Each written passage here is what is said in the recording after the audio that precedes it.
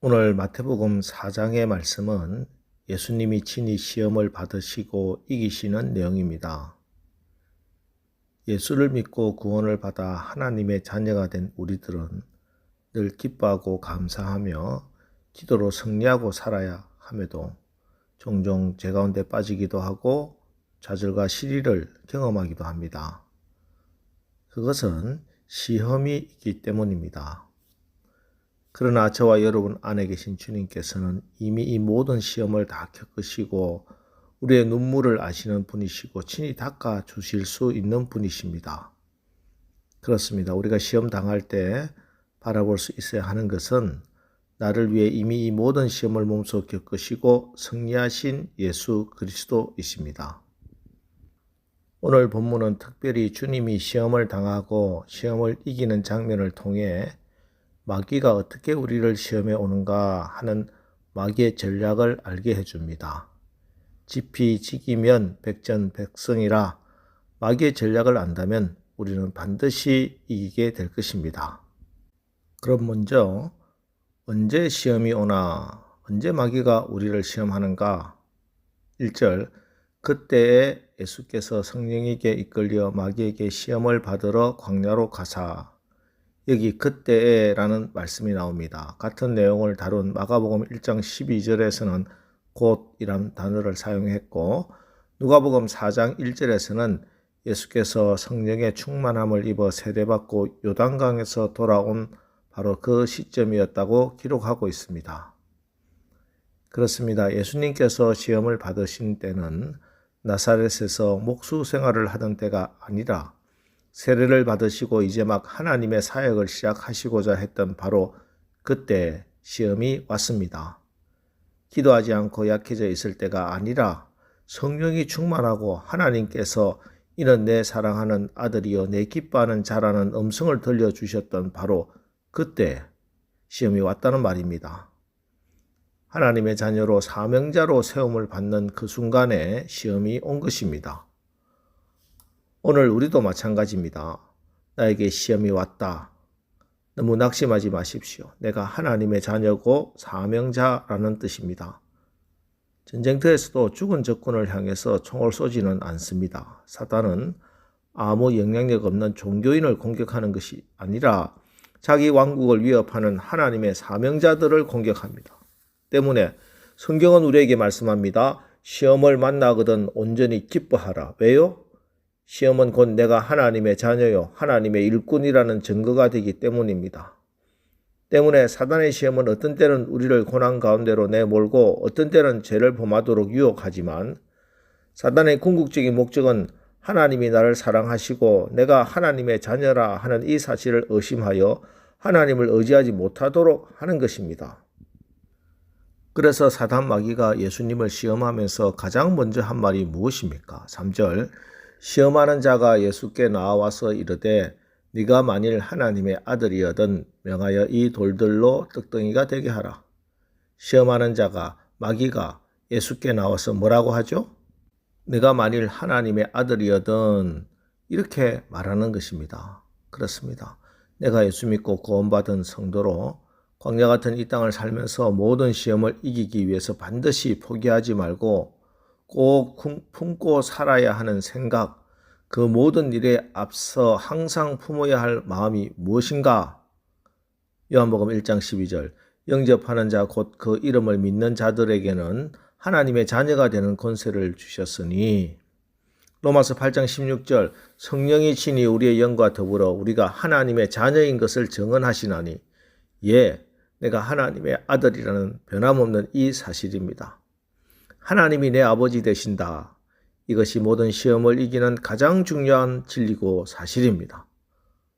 오늘 하루 하나님이 내 아버지 되신다. 나는 하나님의 딸이고 하나님의 아들이다. 절대 잊지 마시고 어깨를 쫙 펴시고 당당하게 마귀의 모든 시험을 이기시고 승리하시기를 주님의 이름으로 축원합니다. 다음에 시험은 어디서 옵니까? 첫 번째로 광야에서 시험이 옵니다. 우리에게 부족함이 있고 무엇을 절박하게 필요로 할 때 시험이 닥쳐옵니다. 예수님은 40일간 굶었으므로 얼마나 배가 고프시겠습니까? 길바닥에 굴러다니는 돌멩이가 빵으로 보일 때입니다. 최고의 굶주림이 있을 때 시험이 닥쳐왔습니다. 뭔가 일이 잘 안 될 때, 먹고 살 일이 막막해질 때, 심신이 약해질 때, 돈이 급박하게 필요할 때 먹고 살 것부터 찾으라고 수단 방법 가릴 것 없다고 그렇게 시험이 오더라는 겁니다. 인간관계에서도 광야가 올 수 있습니다. 광야는 아무도 없는 외로운 곳입니다. 어느 날 갑자기 교회 생활이 외롭게 느껴지고 쓸쓸하게 느껴집니다. 광야의 시험을 당하게 되는 겁니다. 교회 와도 기쁨이 없습니다. 그때 반드시 불평거리가 보입니다. 교회와 목사의 약점이 보입니다. 이때 반드시 이상한 사람이 다가오죠. 이상한 곳으로 안내합니다. 세상 취미생활 혹은 세상 친구 곁으로 데려가기도 하고 이단으로 안내하기도 합니다. 여기 이렇게 신나는 곳이 있는데, 이렇게 사랑이 넘치고 친절하게 대해주는 사람들이 있는데 시험에 넘어지고 있는 겁니다. 긴장하고 조심해야 합니다.